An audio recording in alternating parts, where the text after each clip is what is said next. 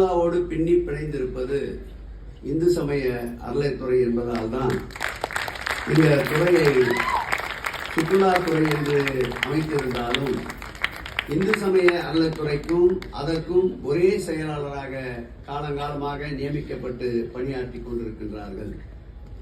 காலத்தால் அழிக்க முடியாத பொக்கிஷங்கள் என்று கூறுவார்கள்.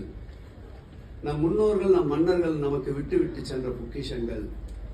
அந்த பொக்கிஷங்களை பாதுகாப்பது வெறும் இந்து சமய அறநிலைத்துறையின் பணி மட்டுமல்ல.